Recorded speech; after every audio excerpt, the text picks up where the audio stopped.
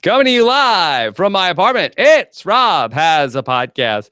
And now here's the guy who has gotten all the mirrors and lasers straightened out in his house.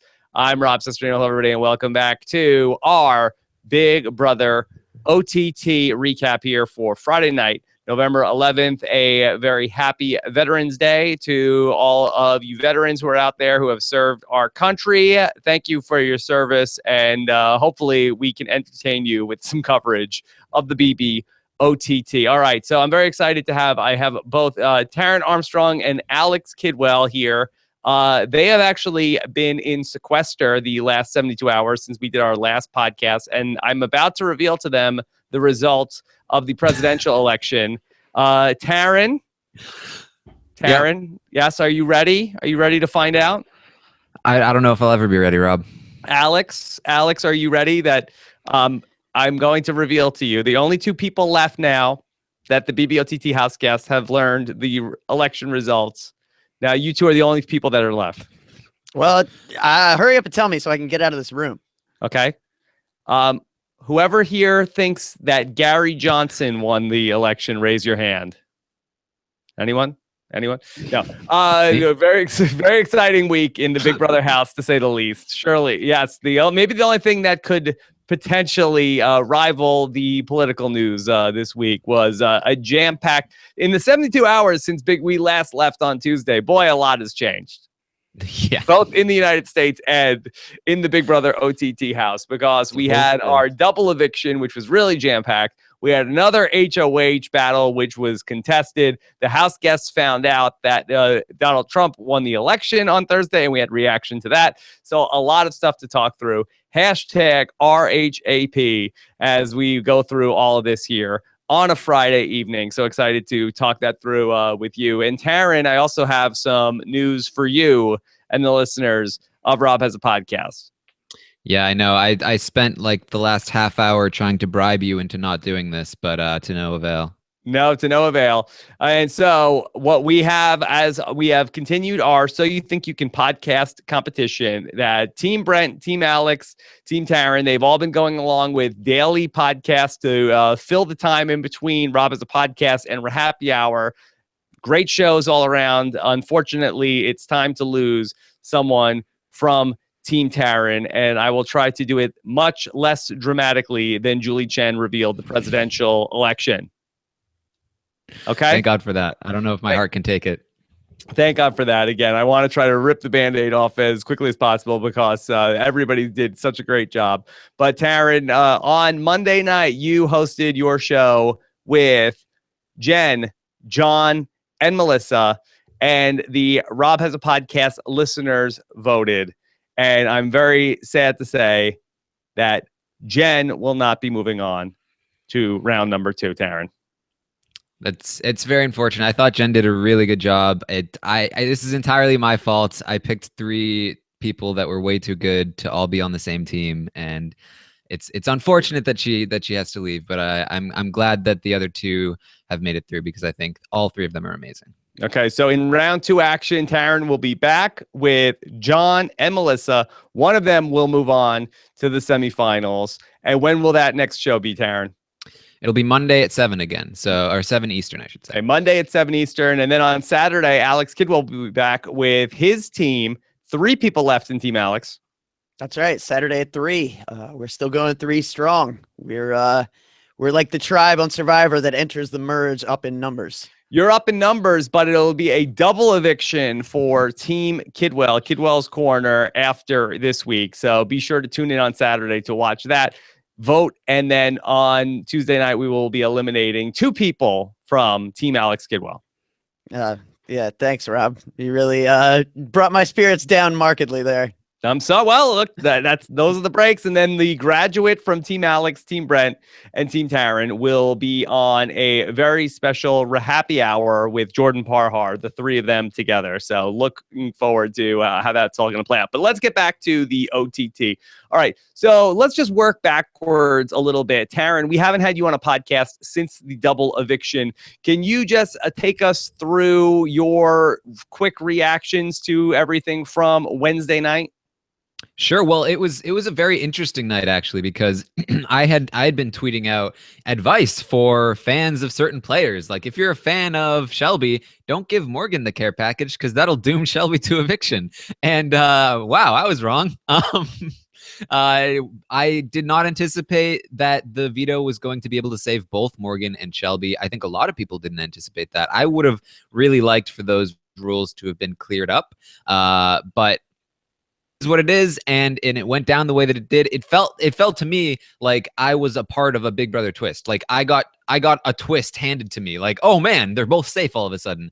I mean, I feel bad that I gave bad advice, but it was crazy, and it definitely led to an entertaining outcome.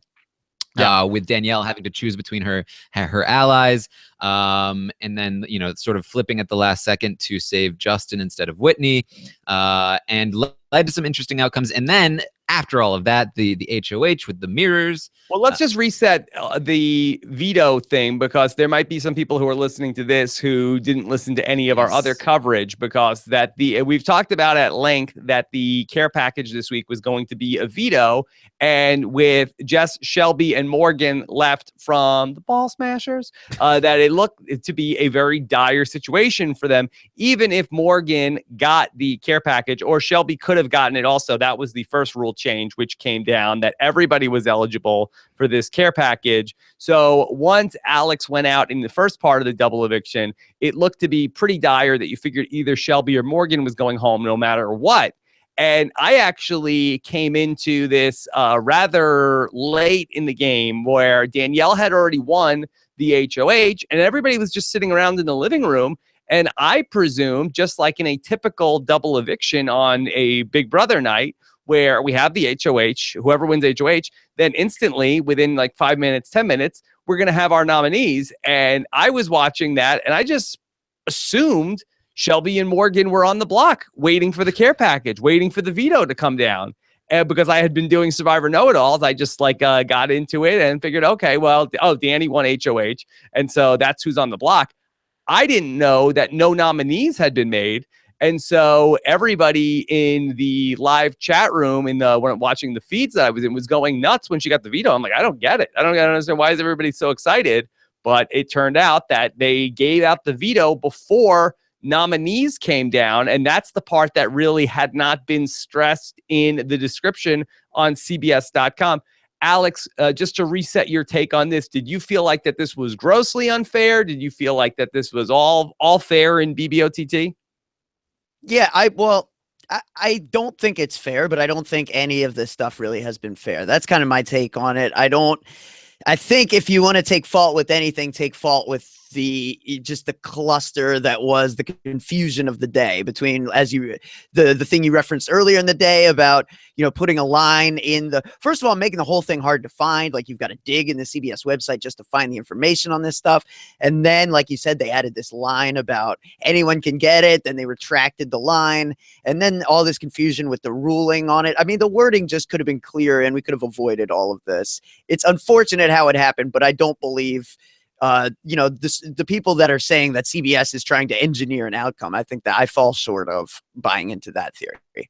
Yeah, I certainly couldn't see it. I mean, I wasn't very upset about it, but it does come off as a little fugazi coming on the heels of, did we mention the fact that everybody is able to get this care package? Why? Why did we need, if the whole game was all season long that anybody can do it? But although I would feel like that I might argue that it seems like more that it was they changed the rules to save Jason. Taran, would you agree with that or no?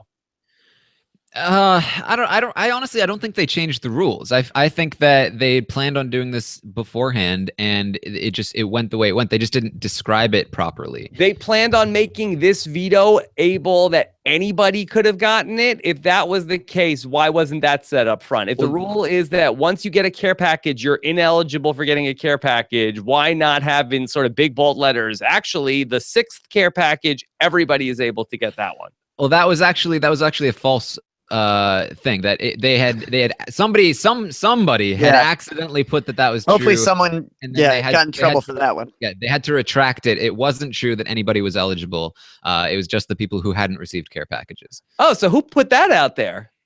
I believe it was somebody at CBS. Somebody at CBS said that, and then retracted it later. Yeah, yeah. It may have been like an article that somebody had written, like just not realizing the rules, and then obviously when it started spreading, it was caught, and they went back and they retracted it. It was from this CBS. is insane. This is crazy. Yeah, no, I mean, somebody has control of the website that shouldn't have control of the website is really like my biggest takeaway from this, is that like wording was terrible. And these rules are so confusing that they're confusing themselves. The rule makers are confusing themselves. And if they can't even keep track of their own rules, then yes, we are all in trouble. That's what's going to happen. What the heck? Yeah. Did they say that they were hacked? Is that Taran? Is that what's going on here? Yeah, by some Russians. I don't know where they got that idea. Yeah, well, that's nuts. And so then we ended up in a situation where Morgan won the veto. Then, because she had the veto before nominations, she was ineligible to go up on the block. Danny doesn't waste the nomination on Shelby, only to have Morgan take her down. And so they ultimately come up with a plan. And for a little while, it looked as though Justin was going to be out of the game, Taran. At any point, did you think that was going to be the case before ultimately they came to their senses and voted out Whitney? I did think it for a little bit, because they were convinced, and I was curious about it, because I figured when Danielle was talking with the girls about taking out Justin, I thought there's no way Jason lets this happen. But then when she talked to Jason about it, he was in agreement for a short period of time, and I was like, wow, we might actually lose Justin here. But then he eventually turned around to how I would figure he would think about it and decided, well, no, we should take out Whitney instead. Okay, so ultimately, Whitney goes home, and do we want to just give a quick BB eulogy for Whitney, Alex? Any final thoughts on Whitney? I expressed him a bit last, at the last show that we did, the Wednesday night show. I think ultimately Whitney, it was easy for me to forget sometimes that she's 21, because she was very composed and mature in a lot of ways. But I think you really saw it in the double eviction, where she had like precious little time to try to work something or make something happen. And she just kind of froze with fear. And I think that is kind of a product of age and not having enough life experience. And ultimately, she seems like someone who I always knew she would be better at regular Big Brother. I just don't know how much better. She did in a lot of ways remind me of Nicole on her first attempt, though. So I wonder what it would be like if Whitney was able to like come back and play the regular game. It might be interesting. We were talking about on Tuesday, Whitney's gameplay, savvy game player, or somebody who was just sort of like going with the flow. I think probably we have to side more with the latter, Taran. Would you agree? Yeah, exactly. And that's what I had been saying that I thought her game was all along. And this is the danger of playing that kind of game. It can look impressive when nothing goes wrong, but when something does go wrong, she doesn't have the tools to fix it. And that's what happened. Okay. It blew up in my face. Is fastest a word? Yes. So then we get to Wednesday night still, and we go right into this HOH competition where we have to complete a puzzle with lasers and mirrors, and we get to another contentious situation here in the BBOTT fandom. Alex, can you set up what the issue was with the HOH competition? Sure. So we get the HOH going, and it's kind of like this Indiana Jones, Raiders type situation where you're moving these mirrors around to guide the laser through a path to get it from the start line to the finish point where it lights up a box. So as people are going through, everyone's doing the competition, and it seems like at a point, either, like a mirror is broken. You can tell, I've watched video footage. You can tell that from the beginning of Shelby's run, one of her mirrors is broken. Shelby was the last to go. And Shelby is having an issue with the mirror that really alters the mirror keeps like directing the laser upwards. So she's unable to complete it properly. She has it in the right location, but it's directing the laser somewhere it shouldn't. So she takes it out. She's like rearranging her whole setup based on something that shouldn't be occurring. So because of this, she was the last to go. Jason has set the time to beat, Big Brother's decision ultimately was to, Shelby's at a time that's almost at Jason's, but they tell her to stop because of these mirror issues that are clearly having a problem. And then they decide they're going to rerun it the next day with Shelby and Jason. They run it again last night. Shelby goes first and sets a really good time. Jason then goes and is having problems with his mirror. Although it seems like Jason's problems with the mirror didn't start until like the 4:20 something mark. Shelby had already set a time of like 4:03. So they ultimately give it to Shelby with the idea that Jason, even if he is having malfunctions, his malfunctions didn't come into play until after he would have already lost to Shelby. But the bottom line, Rob, is if like breaking a mirror is 7 years bad luck, CBS is in for a lot, like decades and decades of rough times ahead. Is that how we will have many, many more years of BBOTT? Is that what happened? I don't know if that's bad luck for them. I don't know. Yeah. I have to see the bottom line, but Taran, so with all of the controversy going on, have you been following any of the protests on the news? Many people flocking to the streets with signs, hashtag not my HOH. Yeah, I mean, it's pretty crazy. And there are still a lot of people who believe that this was an unfair outcome, that they shouldn't have replayed the HOH. I imagine most of the people that think that are fans of Jason or his allies. But as it was pointed out in previous podcasts, there have been videos that have shown that Shelby's mirror was broken from the start and that she had issues with it before the amount of time that it took for Jason to complete his puzzle. And in this situation, again, as Alex pointed out, Shelby completed it faster than it took for Jason's mirror to start showing any issues. So it seems like it's very fair, and people should stop protesting in the streets. They should stop shooting each other over this. It's not the end of the world, guys. Okay. All right. So that's very fair words from Taran.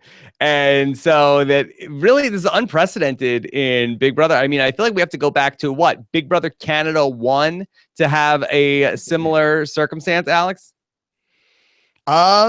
Yeah, I mean, this did come up a couple times in Big Brother Canada 1 where we had to go to the tape for the HOH. And it's something that people have speculated like should have happened in past seasons where like there was potentially contentious results. But yeah, this is the first time that, certainly since I've been an avid Big Brother fan, that this has really come up in the US version of any iteration of this game. Mm-hmm. Now, how much of an outrage was there even from Wednesday night into Thursday that they were going to replay the competition, Taran? Well, within the house, there was outrage from Jason, who assumed that this was a win taken away from him, although some of his allies were saying, well, maybe we actually caught a break here. Maybe Shelby would have beaten him. We can't really know. And that's really the truth. We can't really know.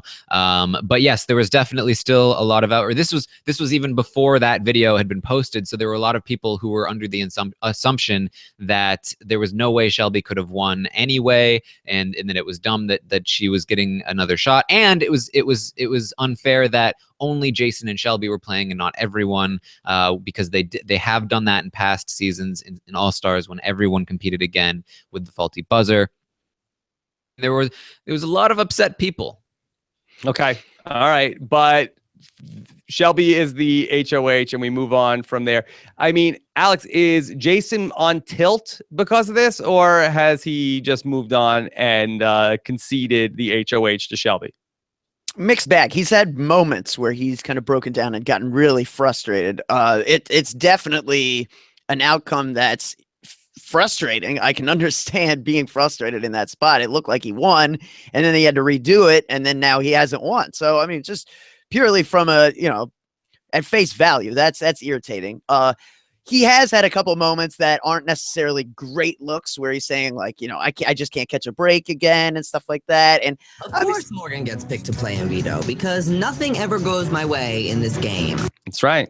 Right. And like, that's the kind of thing where it's like, even if you say it, the nature of this game with America voting, like it's, you have to try to rein it in, I guess, as best you can. Like, what else can you do? But the more you say stuff like that, like I have seen people on Twitter being like, Jason, get over it already, which Man, tough to do, but yeah, if you want to win this game, I guess that's something you have to try to do. But to his credit, he hasn't just like spent his time wallowing. He's actually trying to put in work today. It's just unfortunate for him that he put in a lot of work to, shoot himself in both feet last week, and now he's trying to like hastily bandage himself up. Okay, well then let's talk about where we go from here. So Shelby is the HOH. We have an America's nominee coming up this week. Taran, how will the safety ceremony go from here? Well, as in like who's going to be put up? Well, what is it? We have two people that are going to be named safe on Saturday, and then one person named safe on Sunday, or do I have it backwards? Yeah, I imagine it'll be two and then one, but I'm not sure. Okay, so let's start to talk about names. So, all right, we know that Morgan will probably be one of the people that will be safe, but does Shelby have a target, Taran? Yes, right now, Shelby is planning on targeting Danielle. Okay, a Danielle target. And Alex, who does she want on the block with her? Jason. Danielle and Jason on the block. And then, of course, we have an America's nominee. So is this a big week for the late night Jamboree fans to put Morgan up on the block, Taran? Yes. However, it's not as clear cut as it appears because the late night Jamboree has started to turn inwards and start to eat one of their own. Yes. So Shelby and Morgan were talking with Justin, and Justin essentially proposed a deal like, hey, I'm up for anything. And basically just was like, hey, let's just take out Danielle. I'll work with you guys. Chrissy will be on board, and they have formed this Final Four alliance. Justin and Chrissy don't plan on sticking with them to the Final Four, but they do plan on taking Danielle out, or at least Justin does. So if Morgan does go up, at the moment, Justin plans on taking her down if he wins the veto in order to take out Danielle. And Now, Morgan this was is so interesting. Morgan was smart to let Justin name the alliance. That's a good move. Justin's the kind of guy who's like on board if you let him name the alliance, right? Yeah, what do you name it? Jambalaya Gang. That's too close to Jamboree. I think that I would throw out Jambalaya Gang. As soon as He's he really left the into J room, names. they were like, I don't even know how to spell jambalaya. I'm like, I don't care. We're in alliance. It's good. Okay, so the Jambalaya Gang is Justin, Chrissy, Shelby, Morgan, correct? Correct. Yep. Now, this is very interesting to me in terms of BBOTT, whereas, we have this alliance, which I guess is sort of like the exterminators to some degree, where we have these people that are sort of from different sides, but coming together to form something here in the late stages of the game. However, that America is privy to this, and so are the Jason fans, and so are the Danielle's fans, who may not like this. And so is there any sort of counter-strike measure that's happening in the fan base, Alex, where will people put Justin on the block for doing this if you're a Danielle fan?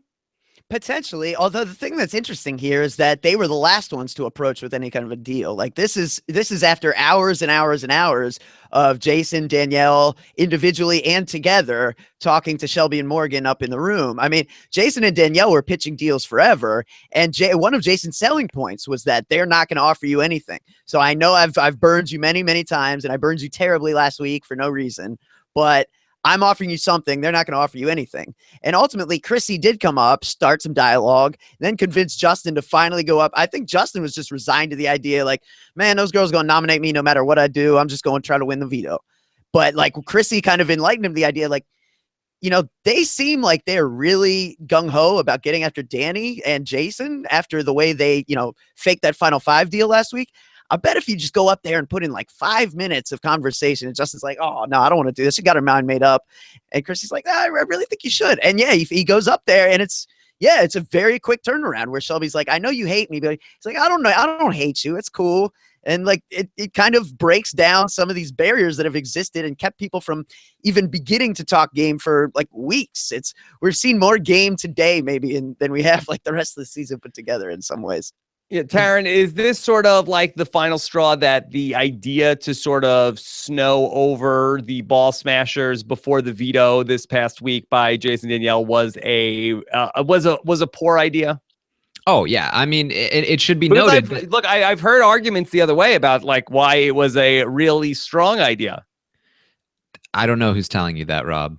Is it Brent? I bet it's Brent. It wasn't Brett. No.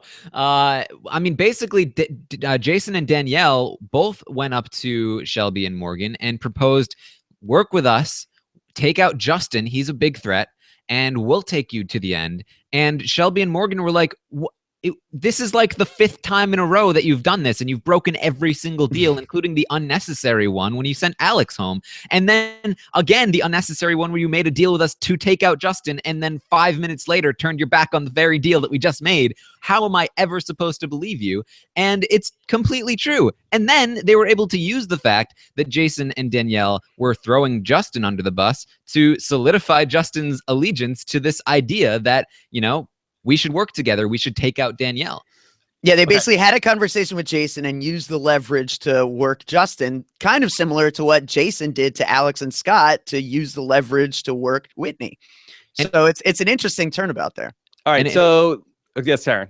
It should be noted that this is 100% in Justin's best interests. Not only Justin's, but also Chrissy's to some extent, though I don't think she has much of a shot to win the game anyway. But it's really in Justin's best interest because you mentioned America and that this might be pissing off America, but this is the last chance for America to make a nomination and to have a vote. And basically what happens is if he's able to take out Danielle, he is guaranteed the care package. He's the only eligible person left. And that care package keeps him safe to the Final Four. America can't do anything about it if Justin does this. And if he gets to the Final Four, he has a really good chance of making it to the Final Three. Okay, so let's talk about what the sides want to do. What's in their best interest in terms of America's nominee? Obviously, that you felt that prior to this, that all of the Ball Smasher fans were going to go ahead and put Chrissy up on the block. But Alex, has that changed the opinion of any of the voters? If Chrissy is now working with Shelby and Morgan, do the voters go in a different direction, or is it too late for the fan base to change what they want to do, or for people still not buying it? Well, I don't think it's a matter of too late or not buying it so much as it's just out of options, process of elimination. You've got 3 nominees and 6 people left in the House. If Jason and Danny are the only 2 people not in this Final Four arrangement, they're gonna, you don't want to take away one of Shelby's nominations, or have it messed up by the fact that you're gonna target someone for the vote that Shelby's just going to nominate. So knowing that Shelby is probably going to put Jason and Danny on the block, I think it's even more of a reason for, if you're supporting Shelby and Morgan, that Chrissy makes sense. She's a safe bet to put up there. The only other real option is, Morgan or Justin. Morgan is dangerous. I mean, that's an easy opportunity for the late night jamboree to just reform really quick. And Justin is a much bigger target than Chrissy, and it, creates kind of a different dynamic in and of itself. Okay. So now with just there being 6 people in the House, Shelby's the HOH. She can't vote. So Morgan is a voter this week, and whoever's not on the block. And then depends if Chrissy is America's nominee and if she ends up coming down. So potentially only 2 or 3 people voting this week. So Morgan and Justin would both work together and vote against Danielle if that was the case, Taran? Yes, and it also should be noted that there is actually some reason for the 2 fan bases to sort of almost flip. I don't think there's a whole lot of reason for. Sorry, go ahead. No, talk us through it. There's not a whole lot of reason for the Plastics fans to put Morgan up, but there is some legitimacy to the idea of a Danielle fan maybe putting Chrissy up, because there just recently Jason was having a conversation with Chrissy about, hey, maybe we should take out Danielle this week. Maybe if Jason is actually on board with that, if Jason thinks Morgan is a better option to take to the Final Three than either Danielle or Justin, which he is saying that he does believe that, then Jason is going to vote against her regardless, even if she's up on the block, and then Danielle goes home. And if Morgan is nominated, that makes her a much more enticing person to bring to the end, again, because it shows that she's hated and that she's not going to get votes in the end. And also, if Chrissy goes up on the block this week by America, I guarantee you she's going to take it as a sign that America hates her for flipping on her alliance, and she probably will go back. Yeah, this is very interesting. Very, very compelling stuff here in week 7 or 8 of the BBOTT. Alex, we didn't think we would be here. Nope, I really didn't. But yeah, I mean, and if that veto isn't what it is, we very well are not. I mean, it's probably Morgan. Morgan gets that care package. Shelby goes home, and then Jason has probably had a household or something right now. So, and Morgan's going home, and it's a very boring week. So this is definitely a more interesting dynamic. Obviously, if you're a fan of a member of the Late Night Jamboree, it's not what you were hoping for. But I would also posit that it's better for Jason that Shelby won this HOH for his long-term prospects than it is for him to win this HOH, because he looks pretty safe to me. I mean, he's in a little more danger now. If Danielle wins the veto, now he could be in trouble in a way that he wasn't hours ago. But if he had won this HOH, he was going to have to get some blood on his hands in a way that potentially, moving forward wasn't going to be best for his game. Yeah. Okay. So, Taran, can you just speak to really quick how the interests of Danielle fans and Jason fans and Justin fans might be a little bit different? Like, if you're a Danielle fan this week, could you give us the plan of what you've been such a good advisor for the different fan bases this season? If I'm a Danielle fan, what am I doing with my votes? She's in danger either way, and if they want to play it safe, they should just nominate Morgan. It does put somebody else on the other side on the block, and if the veto works out, or if Jason decides he wants to keep Danielle instead of Morgan, then you're probably fine. But again, as I outlined, there is some validity to the idea that maybe you should put Chrissy up in order to scare her back to her own alliance and not present Morgan as an easy final 3 goat for Jason, giving him more incentive to take Danielle out over Morgan. Yeah. And Taran, what are the Chrissy fans doing this week? Who? Yeah, I'm just kidding. I'm just kidding. Past you. Okay, interesting. And then what about for the Justin fan base? They're on board with also nominating Chrissy, even though she's aligned with Justin in this new 4-person alliance. I think for Justin, nominating Morgan is fine. It doesn't really matter either way for Justin. His ideal situation is just not being up on the block himself, and so either Chrissy or Morgan goes up. That doesn't really matter to him. It's interesting. I think if you're a Justin fan, you need to play the game for him, because he's not going to play it, himself strategically, at least. So if you're trying to do the right thing, I would say it's better to nominate Chrissy, because you can help try to shape a more ideal final 3 for your boy. And, that's the situation. If he loses Morgan this week, then he's setting himself up to go to the end with Danny and Jason. And maybe you want to script him differently, where you put Chrissy up, and in so doing, get rid of a Danny or Jason. And in so doing, help force Justin to a more winnable path. Okay. So things look good for Shelby and Morgan this week, Taran, but is this a short-lived celebration for them? Is it entirely possible that one of them is going out at the final 5 almost no matter what? Oh, yeah, very, very likely. Even if they succeed and they get Danielle out, Chrissy and Justin do not plan on flipping against Jason. They are 100% loyal to Jason, even after finding out that Jason had essentially targeted Justin. They were both like, yeah, but it was probably just a way for them to target Danielle over you. But why? Why so loyal to Jason? It's blind loyalty. Jason is their shepherd, and they are the sheep that bow to his every command. They're going against him to some extent this week, but they really are just his puppets at the moment, and they want to take him to the end, and they will get beat by him, I believe. So, and kudos to Jason for doing it, because he was able to throw them directly under the bus, get called out for it, and survive it. That's something that Alex wasn't able to do with Whitney. Mm-hmm. Okay. All right. So then next week, it's probably just a fait accompli, Alex, that somebody's going home, and it's probably Shelby, would you say? Yeah, Shelby has certainly cemented herself now as a threat. She wasn't seen as such a couple weeks ago, but now, Alex left, and she was, big target number 1 in everyone's eyes. Her leaving kind of creates a vacuum, and it has been filled by the fact that Shelby's now performed really well in each of the competitions since then. So yeah, hard for me to see anyone targeting Morgan over Shelby. Hard for me to see anyone, turning inward again and targeting a Chrissy or someone like this before that either. I guess what I don't understand, Taran, is why are Chrissy and Justin so gung-ho to turn against Danielle, but not to turn against Jason?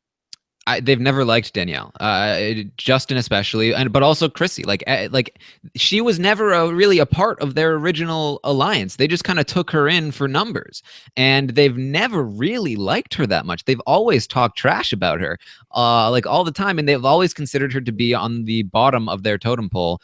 And now, especially for Justin, he feels like taking Danielle out is a great way to secure himself the care package. And I think they also feel like her ability in the competitions is getting her to be a threat in the end if she makes it there. So it's a good move for them to take her out, because I do believe if she made it to the end, she would win over them. So I think they're correctly identifying that she's both a threat and probably the person who's most willing to turn on either of them. And definitely for Justin, I mean, a factor is and always has been the fact that she picked Shane over him. Like, he liked, I don't know if you remember, but in those early episodes, he was talking about being attracted to Danielle. Danielle picked Shane and then is isolated for a few weeks there, where her and Shane are just like spending a lot of time, just the two of them canoodling. And yeah, I mean, even today, Justin and Chrissy are talking privately, trying to rationalize the, the quote unquote deal with the devil they've just made. And Justin is saying, yeah, if you didn't choose me at first, you didn't choose me at all. And I'm like, I know exactly. Yeah, you're talking about Shane. I know what you mean. Like, ouch. It's funny it keeps coming back to that, but he's all about the ladies. Yeah. Okay. He didn't forget. Justin Scorn is a painful enemy. Never forget. Okay. So then in terms of the polling, Taran, when will you start conducting some polls in terms of who is America nominating? I'll probably put one up right after the podcast and get a preliminary estimate of where people are leaning at the moment. Things could always change in the next 2 days, so we'll just get a general idea of where people are leaning, and then put the actual one up as soon as voting opens. Okay. All right.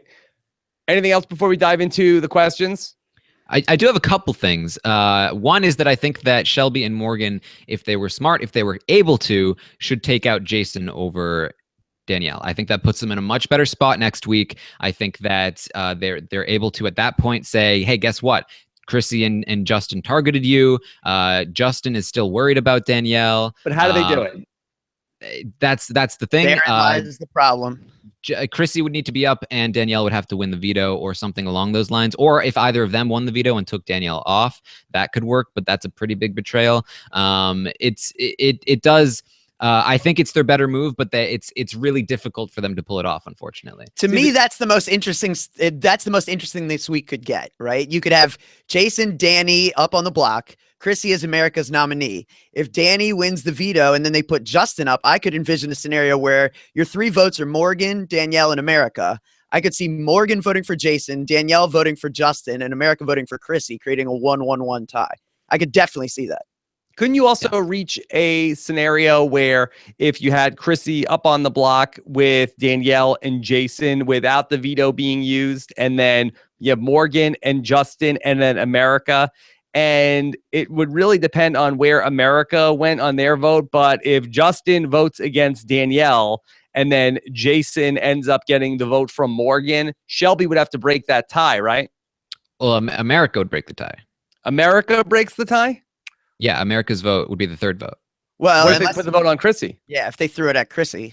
Right. Well, I imagine I think the Danielle fans probably carry any vote, and I think they would vote to save her. Okay. By voting Jason. By voting Jason. Okay.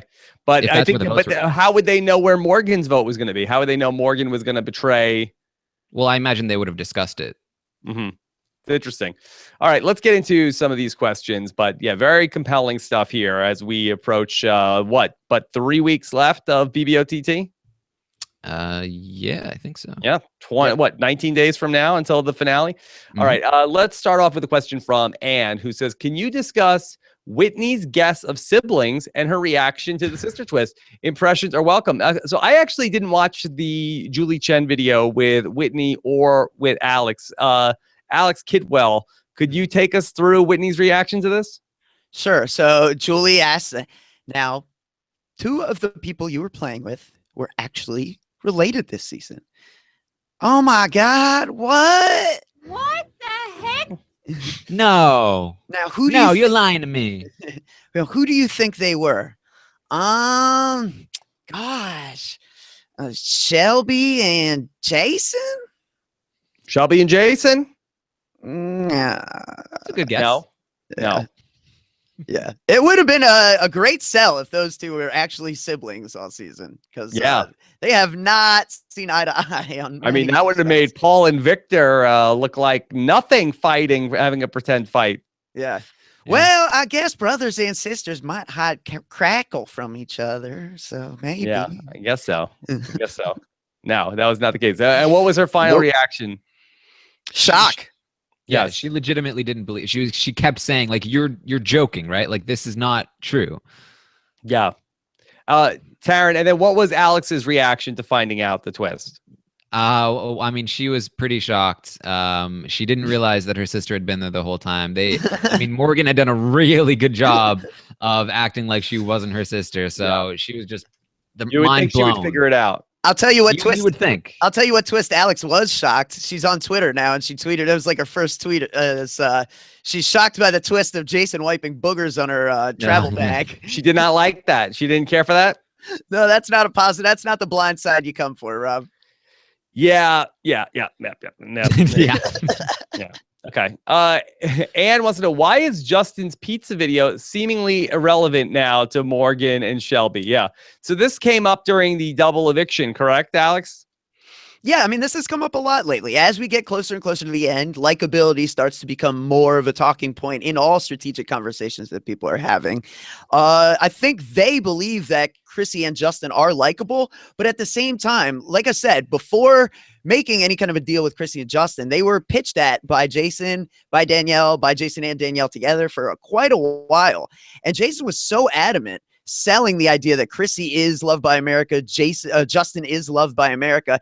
He was so, driving this point as a selling point for so long and so adamantly that combined with his their natural inclination to not trust anything he says from last week has led them to think that Jason and Danielle are much more likable than they want us to believe.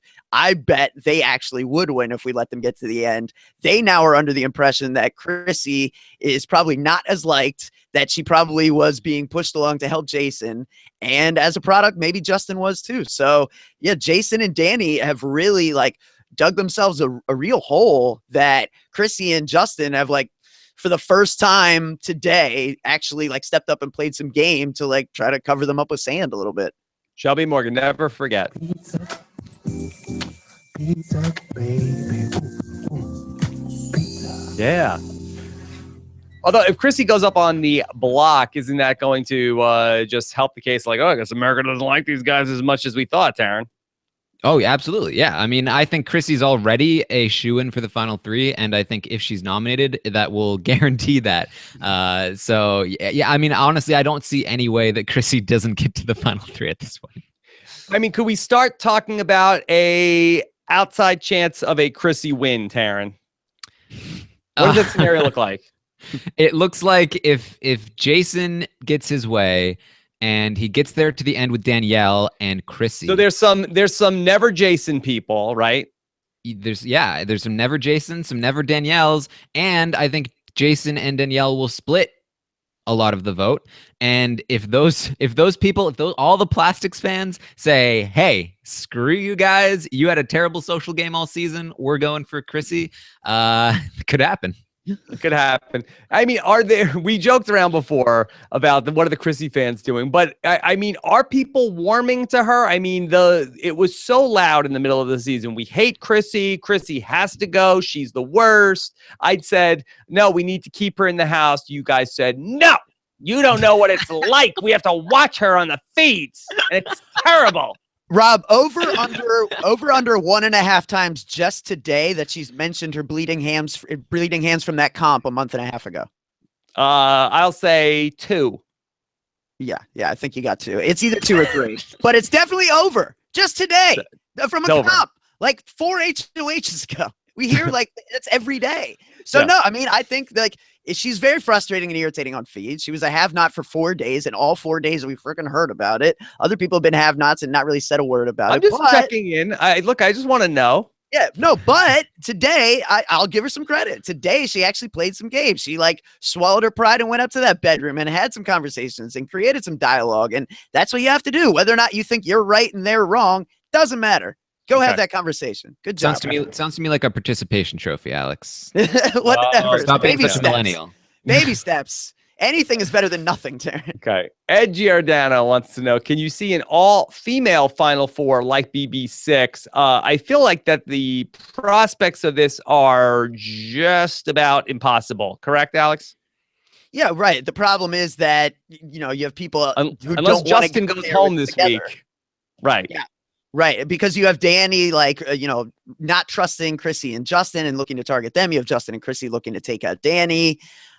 So, yeah, it's going to be tough. I mean, it would have to be some kind of situation where, right, like Danny saves herself this week, Justin maybe goes, and then next week, Morgan wins HOH or something. Yeah, maybe. Yeah, Taran, you know, I feel like maybe it got lost and swept up in the election coverage, but I did not hear from any Morgan fans this week after my impassioned Morgan is definitely going home in the double eviction on Wednesday when I saved her. You did it. I mean, you intentionally put it out there and Reverse jinx. Yeah, you unjinxed it. I saved her. That's a charm, I think, the reverse of the jinx. It was a charm you cast. I said 100% she was going home on Wednesday night. So all the Morgan fans can thank me later for that one. I mean, it's a shame they haven't already done it, Rob. No, I got Who do they one think they thank you. are? Did I get one thank you for that? I think she was overshadowed by her sister most of this time. I think, you know, I don't know that there were too many before this week, but I think they're growing. She had a good speech, and, you know, be loath to point out that Alex did basically write that speech for her, but she delivered it properly, which is more than you can say for her sister. So, Yes. yeah, she's on the upswing. Yeah. All right. Let's do a few more questions tonight. Edmo wants to know, does Shelby have any reason to trust Jason and or Danielle? I think that we talked about that. She's been burned so many times. Alex, can you come up with one reason? Got to trust somebody if you want to move forward in this game. That's the only reason. Yeah, I mean, you have to pick your poison at this point.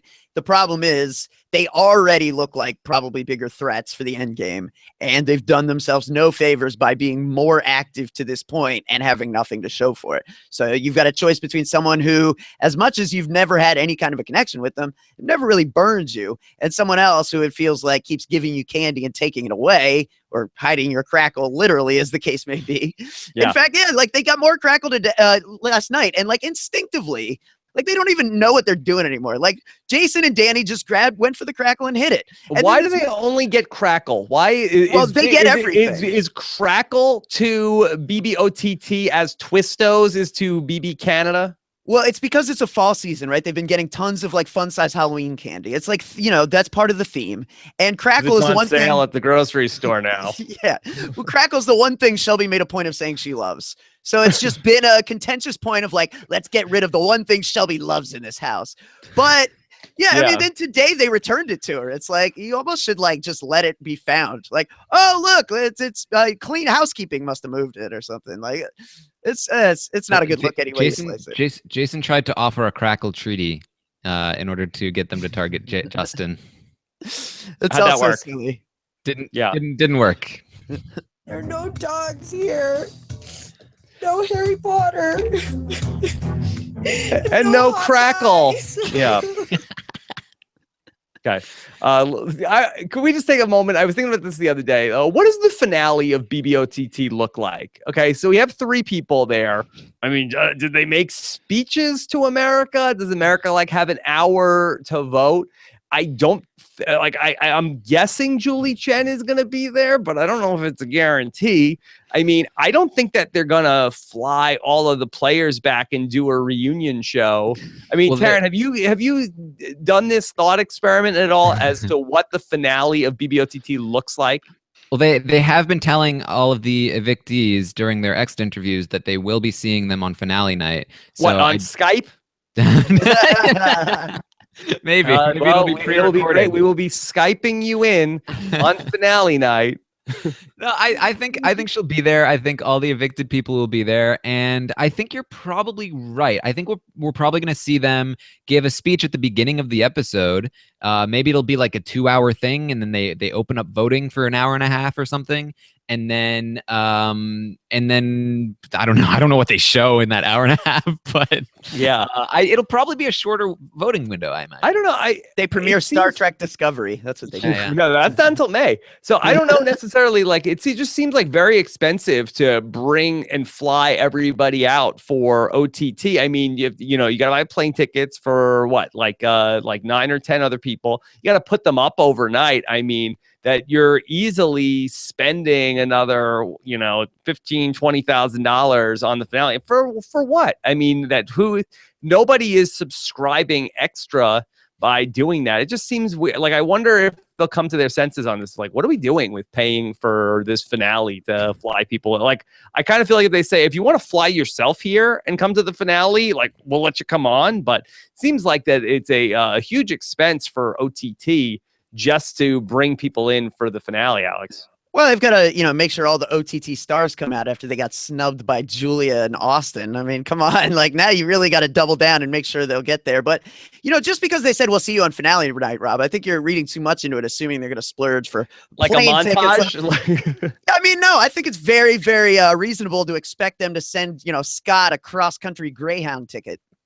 Yeah, I don't know. It'll be interesting to see what Get they in do. that bus, Scott. I mean, they've saved up the pennies clearly with all these comps, the mirrors. I mean, they didn't buy a new mirror. Like they're saving up the money. That's what they're saving it up for. It'll be interesting to see what they do because it just seems like that is a big expense. And on the regular finale, they don't do anything with the people that it's like, all right, Glenn, Bronte, here they were here too. Wait for the camera. I mean, what are they? They're going to do a whole thing. I mean, are they going to have a studio audience for the finale of OTT? I mean, they haven't had a studio audience for one thing yet this season. It just seems, it's weird. I think there is a studio audience. Yeah, I think that there was like an announcement for tickets. I think. Okay. So yeah, it'll be fun to see. Yeah, I think it'll be like the only big production of the entire season. So drastically different from every other day of the entire OTT season. Look, if they do make a big fuss about the finale, I think it's a great sign that OTT was a success and that there will be more OTT in the future. Yeah. Hey, I mean, Stacked NFL just pointed out in the chat. Yeah, they even featured on CNN, the house guest reaction to finding out Trump was president. So yeah, that video is going super viral on a level that I don't even know that regular Big Brother has ever hit. So that's pretty cool. And that's good for CBS and for Big Brother OTT. Yeah, that just to speak to that from a historical perspective of covering this show. I mean, the only other thing that compares to it is the clip of 9/11 where Will and Nicole and Monica were shown that days after. And again, it's the same sort of situation where you have these people who are sort of isolated and they're the only people that don't know about this huge news event. That how much did, again, I think that most of us have seen that video. How much did that news really overshadow the gameplay on Thursday, Alex? Does it sort of like, okay, did they just go back to their regular lives after that? Or did they really spend a lot of time sort of contemplating the future of America? It's been both. It's been a mixed bag really ever since, where it keeps, popping up into conversation. You can tell it's on people's minds, especially Shelby. Like, Shelby is very, very disturbed by the concept. She's already said goodbye to her uterus, for example. She found out that Monty was pro-Trump, and she said she never would have aligned with him if she had known. See, but that's interesting to me because you have these people who are vying for the votes of America, and you just told them that, hey, this person won an election in America.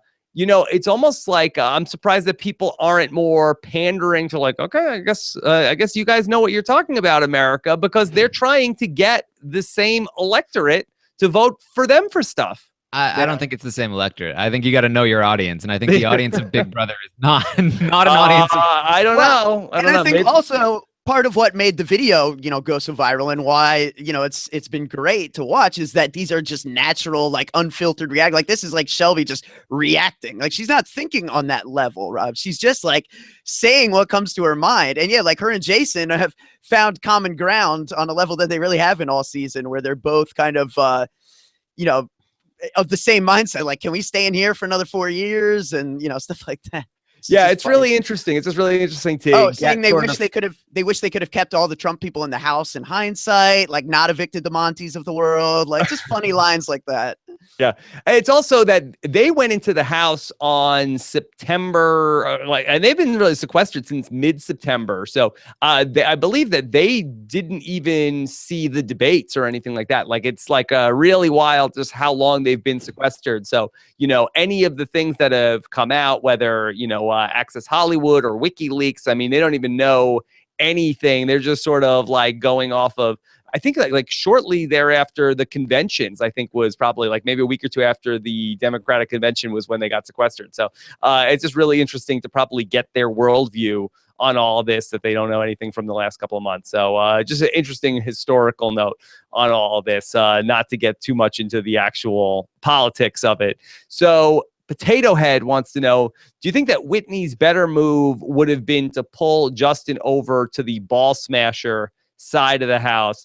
Going back to Whitney, I know that Brent certainly on his show yesterday was really down on Whitney.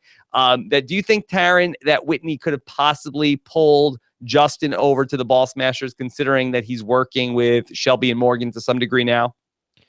No, I don't think she could have. I think she could have gotten him to evict Danielle if that was a possibility, but that was never really a possibility. And there's no pulling him away from Chrissy and Jason. Those were two of his closest allies, and he really disliked Morgan and Shelby and Alex. So I really would have been asking a lot to try to get her to do that, and I don't think she could have. Okay. All right, one or two more questions. Brett wants to know, where does Danny and Jason's fake Final Five alliances fall in unnecessary moves that kill your games? Again, a little premature to say that this was a move that killed anybody's game yet at this point. Alex, do you want to speak any more to this? It's just, I think with everything you do in the Big Brother house, ideally, if you can, with a calm and level head, before you do it, you stop and you ask yourself, what could I possibly gain from this? And what could I possibly lose? And when you frame it that way, there was really nothing to be gained. And there was a lot, as we can now see, that they could potentially lose from doing this. So in that sense, very, very foolish. Okay. Taran, anything else you want to add on to that? No, I mean, I think that's pretty spot on. It doesn't happen often that people do things completely unnecessary. I mean, maybe Raul is the closest example I can think of somebody that did something really unnecessary and dumb. I mean, sometimes we see people like create two targets and then decide they want to backdoor and make a third enemy. Like that's dumb, but I would argue that level of indecision, at least like that's someone who's struggling making up their mind. This, like, you made up your mind and it was not a good conclusion that you drew. Okay. Last question here. Iron Pony Chef, what do you believe the chances are of Justin flipping if Morgan is on the block post veto? Okay. So somehow if Morgan ends up on the block, I mean, it'd have to be by America. I mean, I can't imagine a scenario where somebody comes down and Shelby puts her up. So if by way of America, I mean, and really, how schizophrenic is America going to be in the eyes of this house guest if they're sending Morgan a care package to save her on Thursday or on Wednesday and then putting her up on the block on Monday? But let's just say hypothetically that's what happens, where we have a bunch of people from the Late Night Jamboree that rally together for this. So Morgan ends up on the block. So the nominees potentially could be Danielle, Jason, Morgan. Chrissy and Justin would hold the votes to evict. Alex, do you think that they still have the appetite for this come eviction night? I would say probably not. If it holds with the veto?